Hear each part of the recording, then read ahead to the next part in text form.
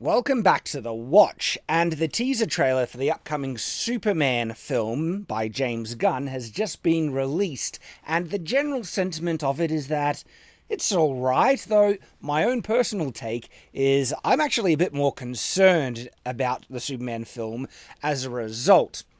I think the trailer is enough to attract attention that the film might do well, but as to the quality, and the indications of what we can kind of get from the trailer, as I mentioned, there's a couple of things in it that make me far more concerned that I actually think the film is not only going to miss the mark, but the entire focus is skewed for what we would want out of a Superman film. And I'm going to show you why, because we're going to react to the trailer. I'm going to pause and explain my reasoning. I am interested in what your thoughts are on the trailer, of course, but do hear me out, because here's the thing. Teasers and trailers, they can lie completely, okay? We've seen really good trailers that were attached to what ended up being really bad films. And so there's only so much you can get from it, okay, in terms of how are they depicting the characters? Does the world look interesting? Not too much is revealed about the plot. And so I think those are the things where people are like, yeah, it's all right. But then there is other elements to this teaser that reveal a perspective, an approach to the character that I think is going to be translated to the film, which makes me concerned. Now, to let you know, I'm an old school Superman fan, okay? As a kid, my favorite superheroes, I watched Superboy, Lois and Clark, and stuff like that, though I actually never really got to read heaps of the comics. It was always the cartoons and the live-action TV shows, especially the movies, that I was just completely hooked on as a kid. And so there's actually some deeper kind of cut references in this trailer that I think are related to some of the Superman stuff in the comic books that I'm a bit unfamiliar with. But in terms of the tone and what we want out of Superman, that's kind of what I'm approaching my analysis here. And so let's get started. This is the trailer, and I gotta say, right out of the bat, even the opening, I think it misses the mark. Just have a look at how this begins. All right, comes in. That's clearly Superman. Crashes, and then this is revealed: a broken and defeated, basically defeated, Superman. Right out of the gate, I'm like, nah, okay. I'm not saying Superman can't be challenged in the film. I'm not that there are ways in which he could get injured like this. But as to the opening image of a brand new Superman franchise, you choose to present him as being battered, broken, and defeated. That's not what Superman fans, that's not what I want to see out of Superman. Superman represents the indomitable hero, okay? The paragon, the great ideal and exemplar that we would want to aspire to, all right? That's the image, Superman in victory as that aspirational image. This is not the aspirational, idyllic, heroic Superman. And I'm not saying you can't have moments in the film, but that would be in the film itself, where it's justified, where we don't know what's led up to this, what's caused this to happen. The opening image that DC wants us to think of with this new Superman is him being broken and defeated. And I don't like it.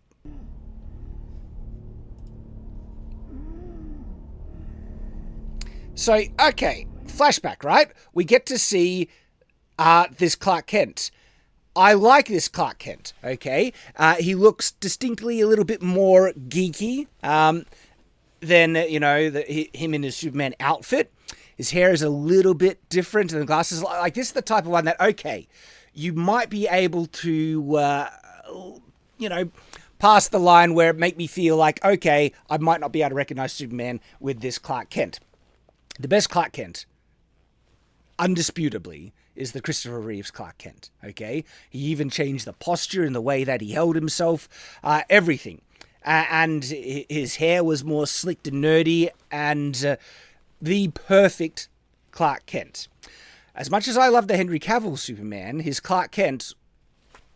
No, it just... I'm sorry, Henry, but maybe that's more of a criticism to the directors and other people around it.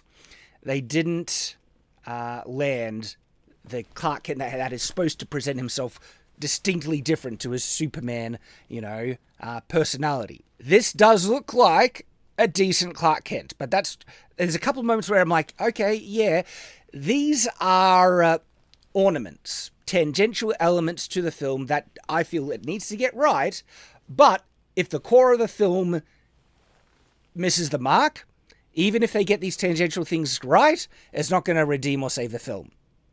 So even though I like this, it doesn't save, my concerns. It doesn't, address my concerns. Especially where they have his injured breathing in the background, where they're really pushing is defeated. Okay? This doesn't give me I want to see what possibly could have defeated Superman. This is making me thinking like, this is the presentation, the depiction of Superman you want people to notice first and foremost. It makes me worry that it potentially could be a deconstructionist, approach to Superman, where they're going to break down the character and not focus in the core, idyllic, aspirational concept of who he is. Maybe they will, all right? But the fact that this is what they wanted to present in the trailer,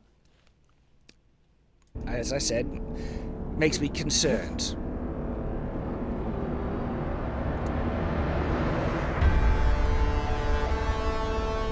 And then they have the inspirational music coming with James Gunn. It feels like it's almost an ego thing where James Gunn is like, it's about me. It's not about Superman. We're going to have the impressive music to present, it's me, right? Maybe I'm being too uncharitable, but it's rubbing me the wrong way. Rubbing me the wrong way.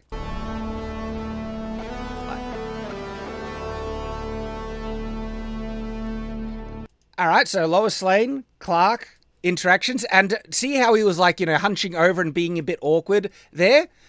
That's a good Clark Kent. Yep.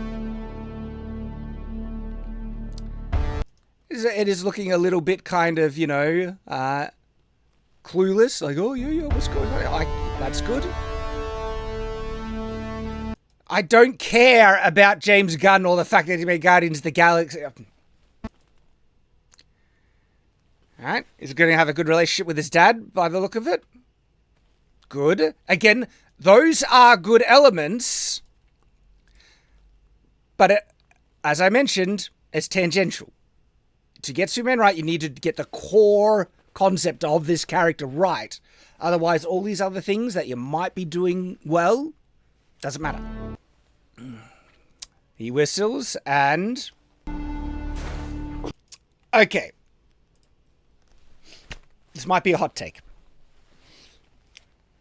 Krypto, Super Dog, is dumb and has always been dumb. Including him in the film is not going to attract the normies or the wider audience. If anything, it's like a nod to the real big fans. And I consider myself a big fan of Superman. Yet I can also acknowledge that there's a lot of goofy, dumb crap in that old stuff, okay? And including it is not a win. Like, a super dog... Come on, am I the only one who thinks Krypto is a dumb thing? And when you're adapting it, you kind of would want to avoid the dumb stuff. We're not going to have Superman shooting little Superman out of his hands. That's something he could do from the OG... comics and things, focus on the best elements of Superman. And as I mentioned, this might actually detract people from, the larger audience who don't know much about Krypto or the connection, and they say, what, he has a super dog now? Because it is dumb. Am I the only one out saying that? And even the, old school fans that love Krypto. I haven't come across many people that just like, oh, Krypto's the best. He just makes Superman completely, right? I have a feeling it's not going to be a large enough audience to make them think, oh, now I'm going to see this thing, this Superman now, because it has Krypto in it. I think this is another thing, missing the mark, focusing on the wrong stuff. Krypto. Home. Take me home. Let alone, like, for me, it's a little hard enough for, you know, to accept that Kryptonians look exactly like humans, but I can kind of, you know, justify maybe conversion, evolution, you know, justification for the story. I can go there, accept it a little bit, right? But then, again, that, oh, no, this alien planet, there's also dogs that have evolved to look exactly like the dogs. It's just, no. Home. Take me home. And so there's going to be a scene of Krypto dragging a broken and defeated, half-dead Superman. I am not interested. Look, maybe if they sell it right, where his defeat is justified, he did this big sacrifice, and then the dog comes in to help him, you know, get to either safety or a place where he can recover. Yet still the image of a defeated Superman being dragged by his dog across the snow as he's just like, yeah, that's what we want to see, right? No, I'm being sarcastic, of course. All right, this is what we want to see right here. This is the Superman we want to see, striving his very best to protect the innocent, doing what he does best. That's the Superman right there. Yet we get only a glimpse of it in this teaser. Instead, the teaser focuses mostly on the defeated and broken Superman that's going to be dragged through the snow by his dumb dog Krypto. So it clearly indicates that there's going to be some elements like this, right, in the film. Good. But it also indicates that this might not necessarily be the primary focus. That they want to deconstruct a defeated Superman. Because that's like, isn't that just been the trend lately? Where they all want to deconstruct the classic hero. But how about you exemplify the hero? Focus in on what made us love this character, this concept. The aspirational, indomitable icon of justice, there to set an example and to serve the people in whom they can help because they have such tremendous power. But instead we only get a little glimpse of the Superman that we want. And that's great! Music. Okay, Lex Luthor, brilliant. Looks absolutely brilliant. Probably one of the best castings for Lex Luthor. I forget his name, but he played Beast in X-Men Origins, and a couple of other things. Great actor, from what I've seen him in, and I think is going to be a just brilliant Lex Luthor. So that's like, yes, an actual serious Lex Luthor, not a clown like we got in the DCEU.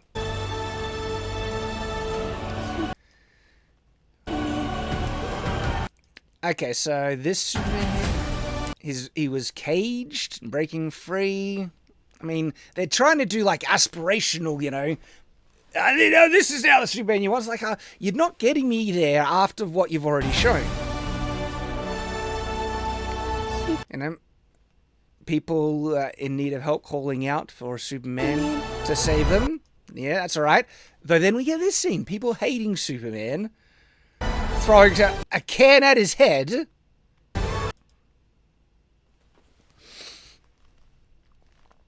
You know, I'm not sure.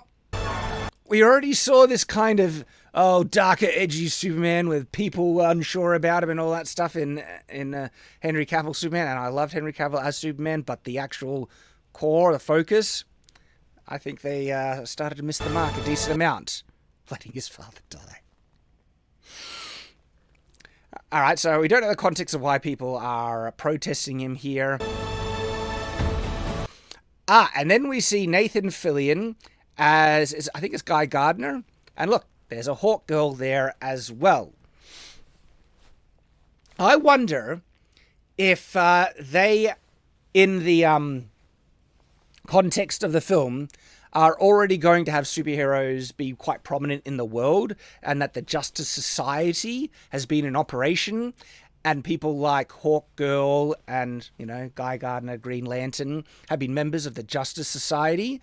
And Superman is now he's appeared on the scene, and everyone's a bit thrown by how crazy powerful he is. That can work. So, all right. You know, this might do a thing. I have to say, though, that I know Guy Gardner has a bad haircut, but Nathan Fillion looks awful here. Looks terrible as Guy Gardner. And it's like he's just making, a visual barrier so people can't see in what's going on. Yep. So, Hawk Girl. Now, this is where the film starts to manipulate me, because it's starting to play out the original Superman theme. And I love it. It's such nostalgic. And that's why I think, like, don't manipulate me. Don't distract me with that great... look, I'm glad you're using it, but is this film worthy of it? All right, is it actually going to give proper respect to Superman and be worthy of this track? And so I'm not going to give them necessarily credit, because from what they're showing here, they're just the visuals, separated from the awesome music. Okay, is it really doing anything special? It's showing Superman fighting different random monsters. Okay, nowhere near as powerful as him diving in and saving that girl. Okay. Now, Superman should be fighting, bad guys. I'm not saying not. But there needs to be something a bit more than that. Okay, so this. Again, I think it's another scene that is missing the mark, where we see a monster in the background. And from all I can assume is that it is actively killing people right now. Right in this very moment. It's shooting a laser beam. We've given no other context to, nothing indicates that, it's not a death ray, it's just scanning people. Okay? When you see a monster like that shooting a laser beam, you assume it's killing people. And instead of not hesitating, saying, gotta save people, Superman is actively letting people die just so he can have a lovey-dovey moment with Lois Lane. Right? Look, yes, good, he cares for Lois Lane, but seriously, people are dying right now. He would not just we can let a couple hundred, another 100, that's fine. I need to focus on Lois. No, right? Again, another clear example where I feel this is missing the mark completely about who Superman is, what we want out of a Superman movie, and it makes me concerned, more worried than excited that they're not understanding this character. Like this moment, it comes back a couple of times. All right, it cuts away. They're going to cut back, but this looks like his robot assistant in his Fortress of Solitude. So what, his Fortress of Solitude is going to get attacked? Like these seems like moments that might happen much further into the Superman story. So unless maybe this is that. Like Superman's been around for ages already, and now there's let's deconstruct Superman, have him defeated, have him think that he's going to lose everything. That's not the right way to introduce the beginning of a new arc for Superman. Right? You need to earn these moments, building up to it, not just bring us right there and forget all the... because the build-up is enjoyable if you do it right, even in different ways. Even though we've seen it before, do it well, and I'll still show up. This doesn't look like it. Because that was like the growth of the Fortress of Solitude there. His own... It's the start of his story. know. Don't know who that is. Do you think it might be Brainiac or someone? Good Lex Luthor? Angry Lex Luthor? Was that him pushing the building up? No, that's his at the Daily Wire. Sorry, not the Daily Planet. Is that the Daily Planet globe above them? And it looks like he's pushing against a monster. Look, yeah, Krypto dragging a defeated, half-dead Superman through the snow. Yeah, that's not inspiring. It is not worthy of the music you're playing right now.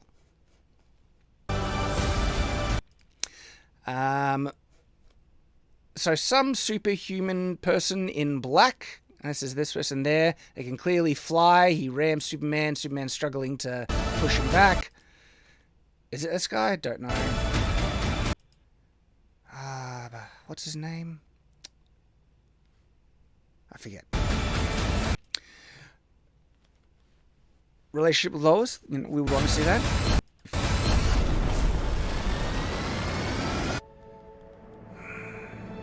And again, right? Lois and Superman holding hands. So does she know his Clark Kent at this point? I don't know. It kind of looked like he was kissing her in his Clark Kent thing, so maybe they've just all skipped over the secret identity thing, or maybe he reveals it in this, movie. But part of the fun of Superman is the whole, secret identity and slowly earning the reveal to Lois, okay? I feel a little robbed that we're not getting that. This is a new Superman franchise. There's many aspects to the Superman story and arc that I, as a fan, would want to see. And I'm a little annoyed that it's potentially just skipping over it. And look, we saw like the glowy alien thing in the background.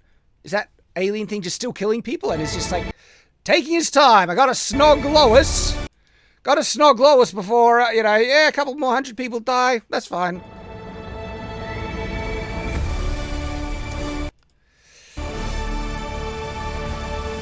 And to me, it's doing the music. It has not earned the music with what they're showing.